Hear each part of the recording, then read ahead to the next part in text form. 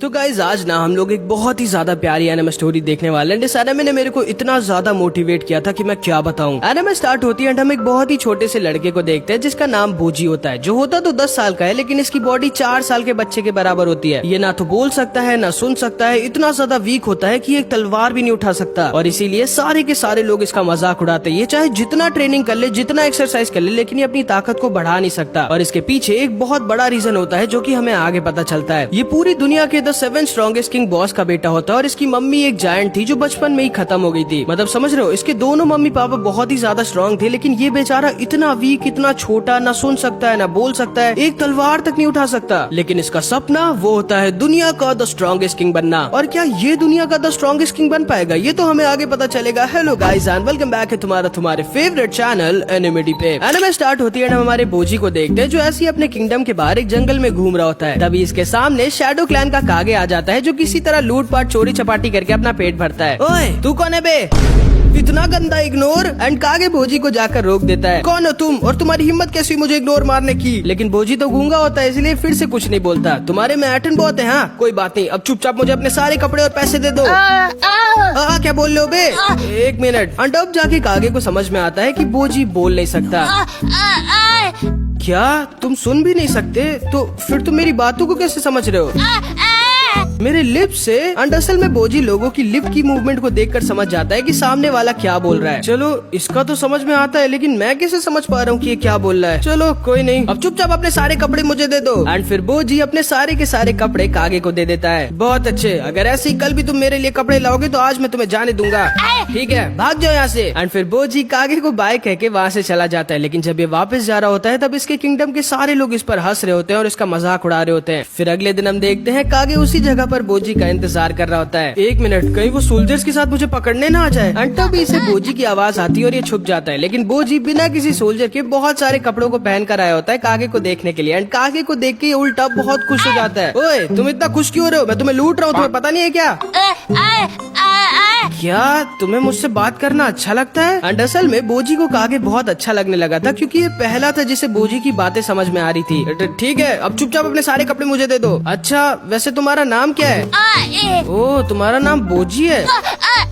क्या कल भी तुम मेरे लिए कपड़े लाओगे। ठीक है, जैसी तुम्हारी मर्जी। एंड फिर बोजी अगले दिन भी कागे के लिए ढेर सारे कपड़े लाता है। एंड कागे को देखकर बहुत ज्यादा खुश हो जाता है। एंड कागे भी थोड़ा सा शर्मा जाता है। एंड फिर इन दोनों की थोड़ी बातें होती हैं। ओह तो तुम उस कैसल के प्रिंस हो।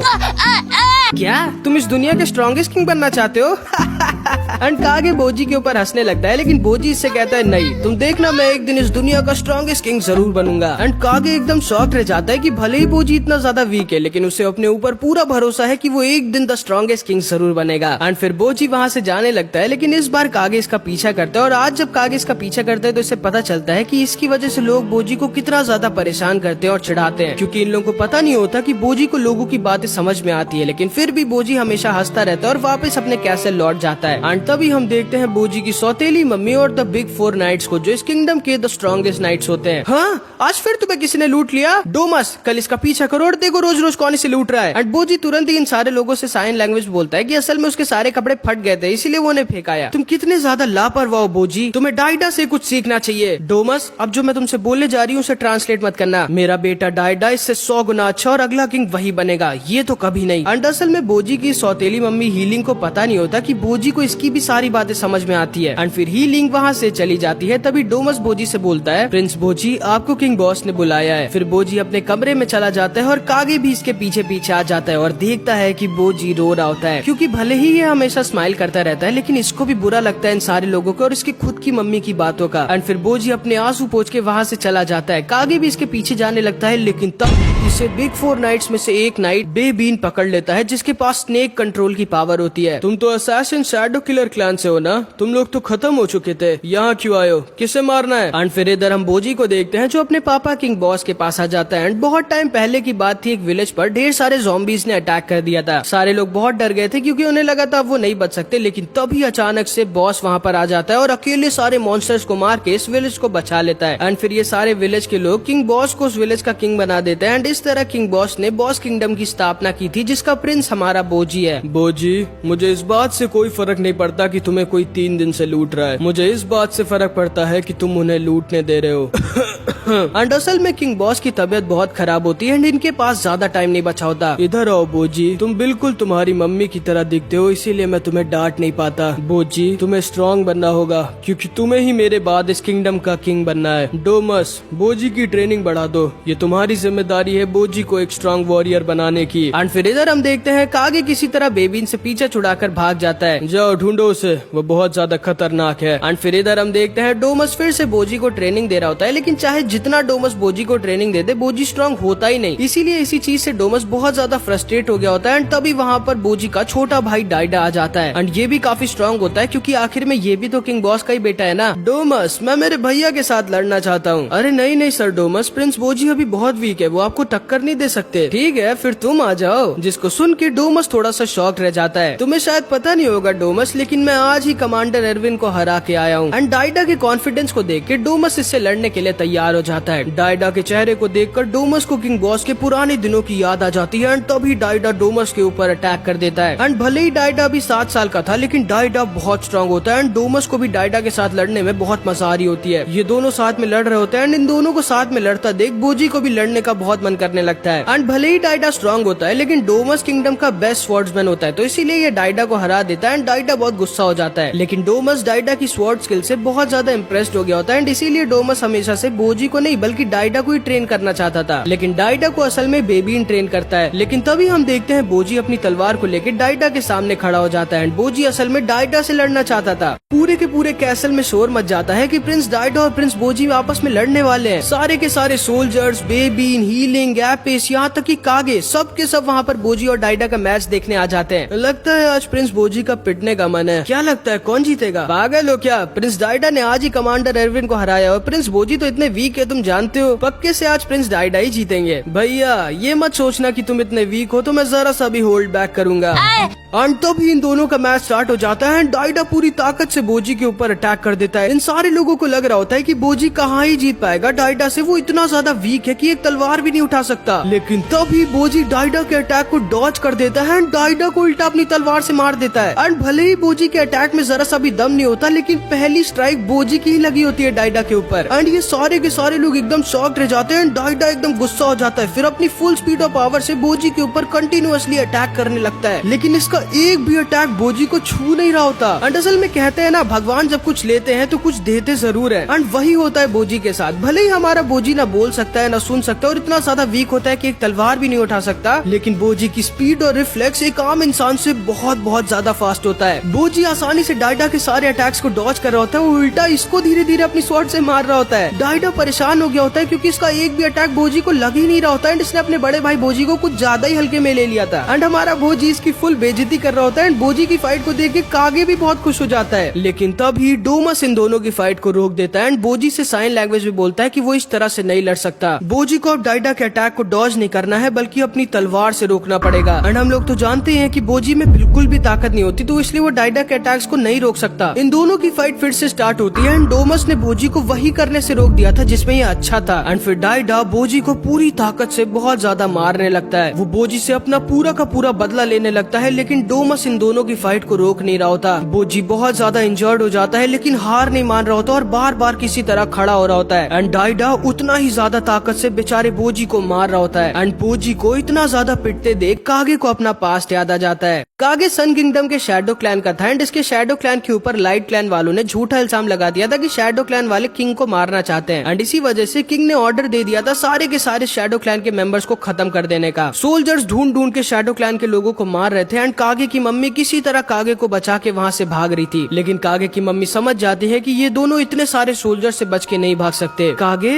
तुम्हें यहाँ से अकेले उस पॉइजन फॉरेस्ट में जाना होगा। नहीं, मैं आपको छोड़ के नहीं जाऊंगा। चिंता मत करो कागे, तुम्हारी मम्मी इन सारे लोगों को पहले सबक सिखाएगी, फिर तुमसे आके उस पॉइजन फॉरेस्ट में मिलेगी। पक्का? हाँ पक्का। अब जाओ कागे और अपना ख्याल रखना। एंड कागे की मम्मी जानती थी कि वो आखिरी बार कागे को देख रही है। एंड कागे पॉइजन फॉरेस्ट की तरफ जाने लगता है। वो देखो, एक वहाँ पर भाग के जा रहा है। मैं तुम लोगों को उस उसके पास भी नहीं जाने दूंगी। ओह, तो तुम्हें लगता है तुम हम सबको अकेले रोक सकती हो माया? जिरेन, तुमने किंग से झूठ क्यों बोला कि हम उन्हें मारना चाहते हैं? ये तो ऑब्वियस है माया, क्योंकि मुझे तुम लोगों से नफरत है। एंड इधर हम कागे को देखते हैं जो अपने खिलौने को लेकर पॉइजन फॉरेस्ट की तरफ भाग रहा होता है। एंड ये खिलौना कागे की मम्मी ने कुछ ही दिन पहले कागे को उसके सेकंड बर्थडे पर दिया था। कागे के पीछे ढेर सारे सोल्जर्स पड़े होते हैं एंड तभी इसके सामने कोई लोग आ जाते हैं। एंड फिर इधर हम कागे की मम्मी को देखते हैं जो अपनी आखिरी सांस तक इन सोल्जर से लड़ती है ताकि कागे अपनी जान बचाकर भाग सके। अपना ख्याल रखना कागे। एंड फिर इधर हम कुछ सोल्जर्स को देखते हैं जो कागे को ढूंढ रहे होते हैं। आप लोगों ने एक शैडो क्लैन के बच्चे को देखा है क्या? एंड तभी ये बच्ची जिसका नाम पॉइज होता है वो उल्टी तरफ पॉइंट कर देती है। एंड कागे को असल में इस बच्ची ने अपने खिलौने के अंदर छुपा लिया था। ये सोल्जर्स उधर ही की तरफ जाने लगते हैं लेकिन तभी कागे को उसकी मम्मी जिरेन के भाले में लटकी हुई दिख जाती है। एंड कागे जोर जोर से रोने और चिल्लाने लगता है। एंड कागे को बचाने के लिए ये लड़की भी जोर जोर से चिल्लाने लगती है, जाओ यहाँ से तुम लोग। लेडी पॉइज को इतने सारे मरे हुए शैडो क्लैन के मेंबर्स को देखकर डर लग रहा है। एंड ये सोल्जर्स फिर वहाँ से चले जाते हैं और ये बच्ची किसी तरह कागे को बचा लेती है। एंड फिर कागे कई दिनों तक अकेले पॉइजन फॉरेस्ट में भटकता है। फिर वो बो किंगडम में आ जाता है। कागे ने बहुत दिनों से कुछ नहीं खाया होता है, उसे बहुत ज्यादा भूख लगी होती है, इसीलिए ये बेचारा इसके पास जो एक लौती चीज इसकी मम्मी की बची हुई थी, ये खिलौना, उसके बदले सिर्फ एक एप्पल को लेकर भागने लगता है। लेकिन ये दुकान वाले इसे पकड़ लेते हैं और फिर इसे बहुत मारते हैं। ये कोने में पड़ा होता है और मरने वाला होता है लेकिन तभी एक आदमी इसे अपना बचा कुचा खाना दे देता है जिससे कागे की जान बच जाती है। लेकिन ये आदमी असल में एक बहुत बुरा इंसान होता है। ये कागे से अपने सारे काम करवाने लगता है, यहाँ तक कि कागे से चोरी भी करवाता है और बदले में इसको अपना बचा कुचा खाना दे देता है। लेकिन तब भी कागे से बहुत ज्यादा प्यार करने लगता है क्योंकि कागे के लिए यही एक इंसान था जो अब सब कुछ था। लेकिन एक दिन इस इंसान को एक पोस्टर दिखता है जिसमें कागे का नाम लिखा हुआ था और लिखा हुआ था कि जो भी कागे को पकड़वाने में किंग की मदद करेगा उसे किंग बहुत ज्यादा पैसे देंगे। एंड ये बिना कुछ सोचे समझे ढेर सारे सोल्जर्स को अपने घर लेकर आ जाता है। लेकिन कागे किसी तरह अपनी जान बचाकर भाग जाता है। ये आदमी फिर एक होटल में जाता है पार्टी करने के लिए, लेकिन इस आदमी की एक दूसरे आदमी से लड़ाई हो जाती है जो अपने चाकू को इसके सीने में घुसेड़ देता है। ये आदमी मरने वाला होता है लेकिन ये देखता है किसी को कुछ फर्क नहीं पड़ रहा होता, कोई भी इसकी मदद करने के लिए आगे नहीं आ रहा होता सिवाय कागे के जो इस आदमी के लिए रो रहा होता है। ये समझ जाता है कि इसने कितनी बड़ी गलती की थी एंड फिर ये वहीं पर खत्म हो जाता है। फिर कागे वहाँ से रोते रोते चला जाता है और चोरी और लूटपाट करके अपना पेट भरने लगता है। कई साल बीत जाते हैं एंड फिर एक दिन कागे हमारे बोजी से मिलता है, वो पहला अच्छा इंसान जो कागे से बिना कुछ लिए इसको इतना कुछ दे रहा था। एंड इसीलिए बोजी को कागे इतना ज्यादा पिटते हुए देखा नहीं जाता एंड डाइडा को रोकने के लिए इतने सारे सोल्जर्स के बीच बोजी को बचाने के लिए जाने लगता है। लेकिन तभी ऊपर से एपिस इन दोनों की फाइट को रोक देता है। सर डाइडा इस फाइट को जीत गए हैं एंड बोजी फिर वहीं पर अधमरा होकर गिर जाता है। एंड फिर इधर हम डाइडा और बेबीन को देखते हैं।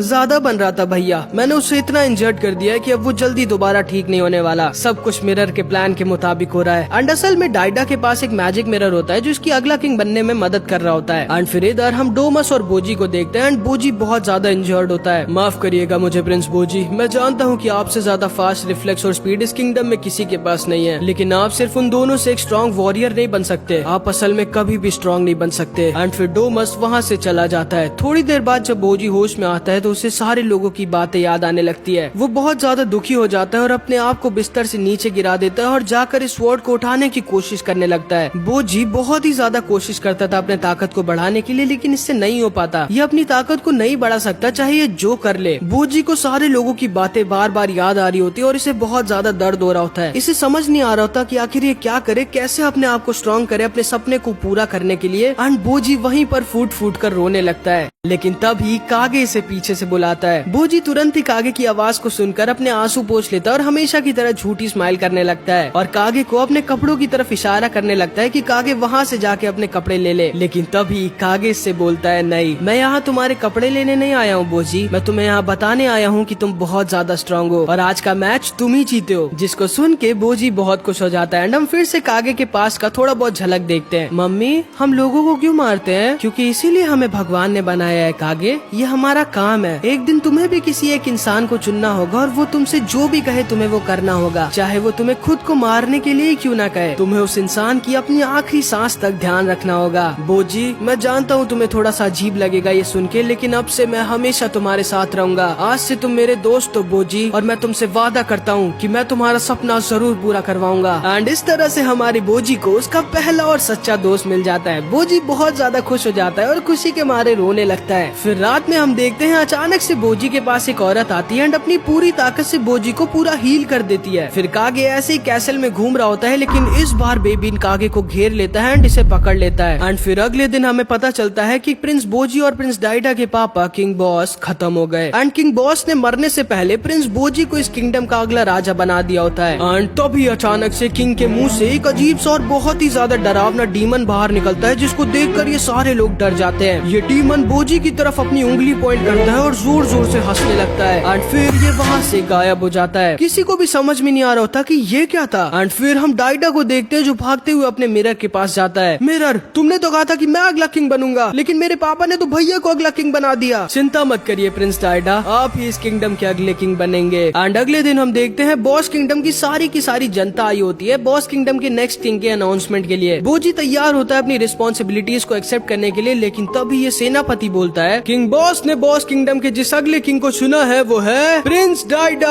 एंड बोजी एकदम शॉक्ड रह जाता है क्योंकि किंग ने तो इसको अगला राजा चुना था। एंड असल में हीलिंग ने सीक्रेटली एक मीटिंग रखी थी बोजी को नहीं बल्कि डाइडा को अगला किंग बनाने के लिए, जिसके लिए वोटिंग भी हुई थी, जिसमें सिर्फ और सिर्फ आपीस और सैंडिनो ने बोजी को वोट दिया था। बाकी इन सारे लोगों ने डाइडा को अगला किंग बनाने के लिए वोट दिया था। एंड बेचारा बोजी तो बोल भी नहीं सकता, तो वो सबको सच भी नहीं बता सकता। इसीलिए हीलिंग की वजह से बोजी नहीं बल्कि डाइडा बॉस किंगडम का अगला किंग बन जाता है। बोजी वहाँ से रोते रोते भाग जाता है। एंड फिर इधर हम कागे को देखते हैं जो जेल में बंद होता है, लेकिन ये किसी तरह अपने आप को काट देता है और उस जेल से भागने लगता है। लेकिन फिर से बेबीन इसको पकड़ लेता है। मैं आखिरी बार तुमसे पूछ रहा हूँ, आखिर किसको मारने आए हो तुम यहाँ? अरे यार मैं सच बोल रहा हूँ, मैं किसी को यहाँ मारने नहीं आया हूँ, मैं बस बोजी की मदद करना चाहता हूँ, मैं उसका दोस्त हूँ। जिसको सुन के बेबीन एकदम शॉक्ड रह जाता है। एंड फिर बेबीन बोजी के पास जाता है और बोजी से कह देता है कि कागे एक बहुत लंबी जर्नी पर चला गया है और अब वो बोजी से कभी नहीं मिलेगा। जिसको सुन के बोजी और ज्यादा दुखी हो जाता है, लेकिन बोजी को यकीन नहीं होता कि कागे ऐसा कर सकता है। तो तुरंत ही बोजी मित्सुमाटा के पास जाता है, एक टू हेड स्नेक जिसकी बोजी ने बचपन में जान बचाई थी और इसके पास सारे क्वेश्चंस के आंसर होते हैं। एंड मित्सुमाटा बोजी को बता देता है कि कागे बेबीन के ही पास था। एंड बेबीन ने कागे को एक बहुत ही इम्पोर्टेंट और बड़ा मिशन दिया है जिसके बारे में मित्सुमाटा बोजी को नहीं बता सकता। एंड फिर मित्सुमाटा बोजी से कहता है आप चिंता मत करिए सर बोजी, कागे एकदम सेफ है और आप उससे जरूर जल्दी ही मिलेंगे। एंड फिर इधर हम डाइडा और बेबीन को देखते हैं। मैं जानता हूँ बेबीन की आपिस और सैंडिनो ने मेरे खिलाफ वोट किया था, जिसको सुन के बेबीन एकदम शॉक्ड रह जाता है। इसीलिए बेबीन मैं तुम्हें ऑर्डर देता हूँ, जाके आपिस और सैंडिनो को मार दो। एंड क्योंकि बेबीन बहुत ज्यादा वफादार होता है इसलिए आपिस को मारने आ जाता है। इन दोनों में बहुत तगड़ी फाइट होती है, लेकिन आखिर में आपिस किसी तरह बेबीन के सीने में अपना उछेड़ देता है एंड बेबीन वहीं पर अधमरा होकर गिर जाता है। एंड फिर हम एपिस को देखते हैं जो बोलता है मैं प्रिंस बोजी को अगला किंग बना के रहूंगा। एंड फिर इधर हम बोजी को देखते हैं जो अकेले बैठा होता है एंड ये डिसाइड करता है कि ये भी एक जर्नी पर जाएगा कागे को ढूंढने के लिए। ये तुरंत ही हीलिंग के पास जाता है परमिशन लेने के लिए, लेकिन हीलिंग इसे मना कर देती है और कहती है अकेले ट्रिप पे जाना तुम्हारे बस की बात नहीं है। एंड फिर बोजी को ये बहुत डांट भी देती है एंड बोजी वहाँ से रोते रोते भाग जाता है, लेकिन बोजी को अब कोई नहीं रोक सकता था। इसीलिए ये कपड़ों की रस्सी बनाकर इस कैसल से नीचे भागने का प्लान बनाता है। लेकिन तभी हीलिंग और ड्रूसी वहाँ पर आ जाता है एंड बोजी को ऊपर खींचने लगता है, लेकिन बोजी ऊपर नहीं जाना चाहता था एंड वो जोर जोर से हिलने लगता है जिसकी वजह से रस्सी खुल जाती है एंड बोजी नीचे गिर जाता है एंड हीलिंग इसके पीछे कूद जाती है, लेकिन ड्रूसी इसे पकड़ लेता है। बोजी किसी तरह एक कैसल की दीवार को पकड़ लेता है, लेकिन वो दीवार इससे छूट जाती है एंड बोजी नीचे आकर गिर जाता है और थोड़ा सा इंजर्ड हो जाता है। एंड तभी हीलिंग इसके पास भागते हुए आती है और अपनी पूरी जान लगाकर बोजी को हील करने लगती है। एंड असल में उस रात को भी बोजी को हीलिंग ने हील किया था। एंड फिर हम हीलिंग और बोजी के पास को देखते हैं जब हीलिंग किंग बॉस से नई नई शादी कर इस कैसल में आई थी। एंड चाहे हीलिंग जितना भी ट्राई कर ले लेकिन बोजी से बात ही नहीं करता था। फिर एक दिन ये दोनों ऐसी बगीचे में बैठे थे, लेकिन तभी मित्सुमाटा बोजी के पास आ जाता है जो कि बहुत ज्यादा इंजर्ड होता है एंड ये बोजी को काट लेता है, लेकिन हीलिंग बोजी को बचा लेती है और मित्सुमाटा को एक जोर की लात मारकर दूर फेंक देती है। लेकिन बोजी उल्टा मित्सुमाटा के लिए ही रोने लगता है क्योंकि असल में बहुत ज्यादा काइंड होता है। एंड बोजी को रोता देख हीलिंग से रहा नहीं जाता एंड ये मित्सुमाटा को अपनी मैजिकल पावर से हील कर देती है। एंड इस तरह हीलिंग मित्सुमाटा की जान बचा लेती है, जिसको देखकर बोजी बहुत ज्यादा खुश हो जाता है। एंड फिर ये दोनों के दोनों हर वक्त हमेशा साथ में घूमने लगते हैं एंड बोजी को क्वीन हीलिंग बहुत अच्छी लगने लगती है। एंड असल में हीलिंग बोजी से भी बहुत प्यार करती थी, लेकिन जब डाइडा हुआ तो वो उसका खुद का बेटा था, इसीलिए डाइडा को बोजी से थोड़ा ज्यादा प्यार करने लग गई। लेकिन इसका ये मतलब नहीं कि ये बुरी है, ये बोजी से भी बहुत प्यार करती है क्योंकि आखिरी में भले ही बोजी इसका खुद का सगा बेटा नहीं है, लेकिन बोजी इसका पहला बेटा जरूर है। एंड फिर हीलिंग बोजी को उसकी जर्नी पर जाने के लिए अलाउ कर देती है, लेकिन एक शर्त पर कि बोजी के साथ डोमस और हॉकुरो भी जाएंगे। एंड फिर बोजी अपनी जर्नी पर निकल जाता है, लेकिन पता नहीं क्यों हीलिंग को कुछ सही नहीं लग रहा होता। इसे पता नहीं क्यों लग रहा होता है कि ये बोजी को आखिरी बार देख रही है। एंड फिर इधर ऊपर हम डाइडा को देखते हैं जो स्माइल कर रहा होता है। एंड अगले पार्ट में जो होने वाला है वो बहुत ही ज्यादा शॉकिंग होगा। एंड यहाँ पर हमारी इस मास्टरपीस एनिमे का पार्ट 1 खत्म हो जाता है। मैं बता दे रहा हूँ भाई, पार्ट 2 बहुत ही ज्यादा मस्त होने वाला है, जो कि तब आएगा जब इस वीडियो पे 1000 कमेंट्स आ जाएंगे। तो कुछ भी कमेंट जरूर से कर देना। पार्ट 21 भी जल्दी आने वाला है, बस थोड़ा सा काम बचा उसके ऊपर, ठीक है? तो उसके लिए भी तैयार है ना। मिलते हैं अगली वीडियो में, तब तक के लिए अपना ख्याल रखना। Bye bye.